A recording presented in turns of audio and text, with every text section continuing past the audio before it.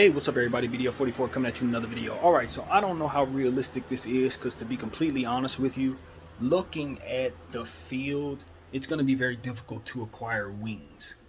But I want the Lakers to make it an emphasis to try to snatch up wings if they're able to free up the cap space to do so. Now, of course, we're not in a position of strength with cap, so this is not probably realistic necessarily, but since I'm a Laker fan, I'll come at it from a Lakers perspective. But most importantly, I think for teams that need wings, you would be wise to try to get Josh Jackson off the waiver wire right away. I look at Josh Jackson, even though he's an injury-prone player at this stage in his career, he's somebody who can slot in to your bench situation or your starting lineup if necessary and help you on both sides of the floor. And he's still ascending in talent. Now, maybe he was derailed by the injuries. Maybe he's not going to be a superstar. But as I've always said, guys can still build from where they are at this point, especially if they're still young enough to get it done, and he is. Look at what Wiggins just did.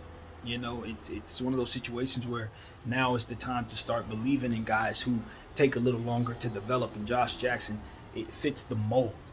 I don't know what his price range is going to be, but judging by what it is that we see here, with the scarcity of wings, with the ascension of Wiggins, I would imagine that he's going to make more money than he was set to make before the finals ended.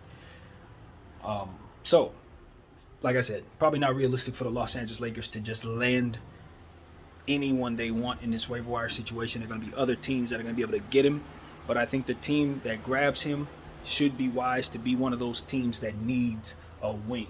Do not let him go to a team that already has a bunch of him on the roster. No, too many teams need what it is that he does. And he's not the only one. Otto Porter Jr. is another one who's going to be available in my mind. I think he'll be available. He's definitely a free agent. I don't know what Golden State's plans are going to be, but they have some players that they're going to have to try to retain in Kevon Looney and GP2 that are going to be very expensive. So I'm imagining they're going to have to make some tough decisions. Who knows what's going to happen, but you know, teams that are building, particularly the Lakers, we need to get on top of that as early as humanly possible. The type of players we should be looking at in the second round, if we buy a pick, or in the after the draft, rather, should be players that can fit that mold. They need to be, because right now, it just looks like it's going to be a very tough go for teams who are trying to get wings. Because the free agency pool is so deep, now you're going to have to pay extra for those guys if you try to acquire them in trade as well.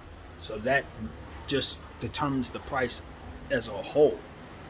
And the Wiggins dynamic doesn't help. So trust you me, the premium on wings and defensive two-way 6'8" guys who can play the three is sort of like the shooter was 2 years ago when JJ Redick and those guys were cashing all the way out.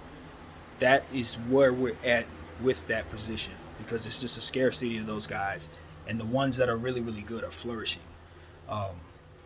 Some of them straight out the gate from the draft, others take it a little longer, but coming around after a while. The point is, they're really successful, so it makes it so that you want even more of them. And not only that, but if you look at that position, it's really been a influx of that position over the last 4 years. As to where it was a scarcity in general to get small forwards. You just got a whole fleet of small forwards that just came into the league, but they're all in situations and are being used right now. So that's the thing. It's like it's hard to get them. They've been paid. They've been locked up because they're so good. So I look at guys like Cam Reddish. I ain't forgot about him. He needs to be picked up if he's not going to be on the Knicks next year. He's somebody that needs to be snatched up immediately. Like those type of guys, you need to find them, man. San Antonio got like 4 or 5 of them on the back of their bench, as I mentioned earlier in the video today. So yeah, that's something that needs to be paid attention to. I look at the situation over in Orlando. They're going to be getting back the young fellow who twisted and messed up his knee 2 years ago. What is his name? Gosh, I hate that happens to me, but I think it's a good time to try to acquire him since his value is low and he's been on that team his whole career. I know they value him high. The fact of the matter is he's coming off injury. They got a bunch of picks and all kinds of stuff, and even though he's a young player, with the knee injury, they can upgrade there. They can upgrade there because of everything that I just said about wings being on of a premium. They can get value for him now. So I just wish his name would come to mind. So I would be able to give you guys the best information. But, he was the guy whose knee went down. He went down with a knee injury. After refusing to kneel for the flag or whatever, the knee injury happened directly after that, and it was a big deal. But the point is, we haven't seen him since. He's an excellent two-way player, very long. I'm hoping his name comes to me at some point in time. But I think where he was right before the knee injury, he was turning into one of the best defensive players out there.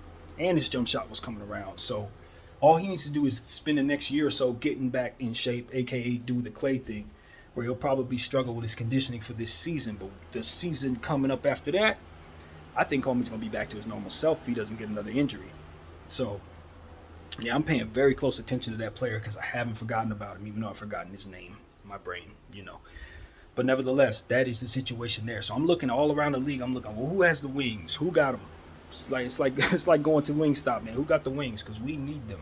Not only my team, but the whole league should look at that position as a premium, something that should be taken very seriously. If you have a high draft pick and you have one of those players in place, understand what it is I'm saying right now, because you could probably get a little more for them than what they're supposed to be worth. Those guys coming into the draft, that is. If there's that small forward position and you acquire them or you're in position to draft them, if you don't absolutely love them, shop them. That's what I'm telling you. I would. Because you can get so much for them right now. And that price tag may not be the same as they develop or as the landscape changes. Just like I said, shooters were making all kinds of money 2 years ago. You look at a contract like Evan Fournier's, and when it was signed, it looked bad. But you were like, you know what, everybody needs shooting. It's so important. Now it's not as important to have a player like Fournier, and that contract is horrible. This is the era for that, for small forwards. So that's what I'm thinking. There's a lot of those guys coming into the league right now, even in the second round. They're valuable. So, God, why is homeboy's name not coming to me? I hate when that happens. Either way, the moral of the story is I think defense and wing ability, players who can go across, large spaces, cover a lot of space is what I'm trying to say. If they can cover space really, really fast and get out to the 3-point line, contest 3-point shots without fouling, that is like shooting 2 years ago. Now, all in all, I think I got out what I wanted to say. I think I wanted to render it just about the shooting guard position and the importance of valuing those players very high. I look at a guy like KD, who even though he had a bad playoffs or what have you, his value should still be that of the highest order, based on not only everything that he is and who he's been, but also what we're talking about.